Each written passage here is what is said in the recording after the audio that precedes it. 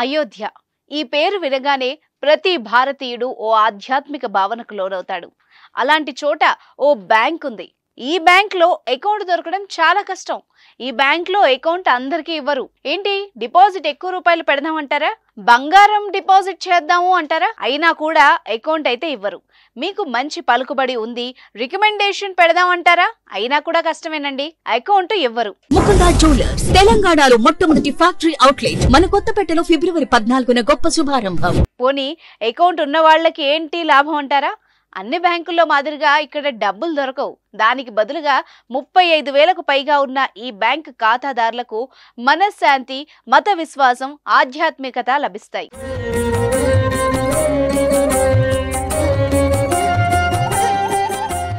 శ్రీరాముడి జన్మస్థలమైన అయోధ్యలో ప్రత్యేక బ్యాంక్ ఉంది.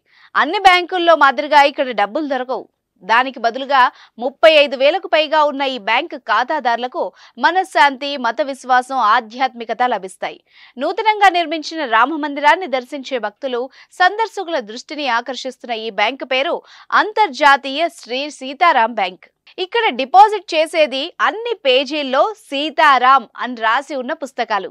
శ్రీరామ జన్మభూమి తీర్థక్షేత్ర ట్రస్ట్ అధ్యక్షుడు మహన్ నృత్య గోపాల్ దాస్ 1970 నవంబర్లో ఏర్పాటు చేసిన ఈ బ్యాంకులో ఇప్పుడు 35,000కు పైగా ఖాతాదారులున్నారు.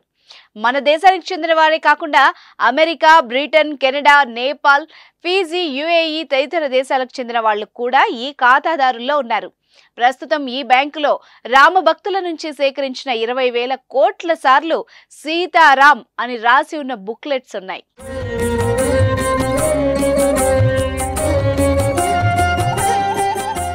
నూతన రామ మందిరం ప్రాణ ప్రతిష్ఠ తర్వాత బ్యాంకును సందర్శించే వాళ్ల సంఖ్య పెరిగిందని బ్యాంక్ మేనేజర్ పునీత్ రామదాస్ మహారాజ్ అంటున్నారు. తర్వాత బ్యాంకు ప్రతి ఒక్కళ్ళకి ఉచితంగా బుక్లెట్స్, రెడ్ పెన్స్ ఇవ్వడమే కాకుండా ప్రతి అకౌంట్ పై కన్నేసి ఉంచుతుంది. అకౌంట్ తెరవాలంటే ఒక వ్యక్తి కనీసం 5 లక్షల సార్లు సీతారాం అని రాయాలి. అప్పుడు పాస్బుక్ జారీ చేస్తాం. దేశవ్యాప్తంగా చివరికి విదేశాల్లోనూ బ్యాంకు శాఖలు 136 ఉన్నాయి. ఖాతాదారులు బుక్లెట్స్ ను పోస్టు ద్వారా కూడా పంపించవచ్చు. అందుకోసం మేము ఇక్కడ ఓ లెడ్జర్ ని కూడా మెయింటైన్ చేస్తున్నాం అని పునీత్ రామదాస్ పీటీఐకి చెప్పారు.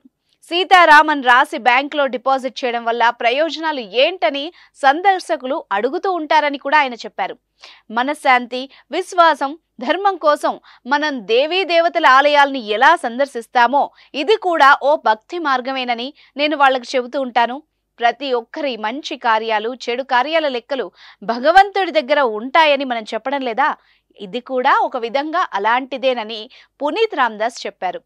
శ్రీరాముని పేరు రాయడం, స్మరించడం, నెమరు వేసుకోవడం వల్ల ఎంతో ఊరట, గాఢమైన ఆధ్యాత్మిక సుసంపన్నత లభిస్తుందని భక్తుల విశ్వాసం అని ఆయన చెప్పారు. అంతేకాదు 84 లక్షల సార్లు రాముడి పేరు రాయడం వల్ల మోక్ష ప్రాప్తి పొందుతారని కూడా భక్తుల విశ్వాసం అని ఆయన చెప్పారు. తాను గత 14 ఏళ్లుగా ఈ బ్యాంక్ ను సందర్శిస్తున్నానని బీహార్లోని గయాకు చెందిన జితు నాగర్ అనే భక్తుడు చెప్పాడు. తాను ఇప్పటికే 1.37 కోట్ల సార్లు రాముడి పేరుతో ఉన్న బుక్లెట్స్ ను బ్యాంక్ లో డిపాజిట్ చేసినట్టు కూడా ఆయన చెప్పారు. ఈయనే కాదు, ఇలాంటి వాళ్ళు చాలా మందే ఉన్నారు.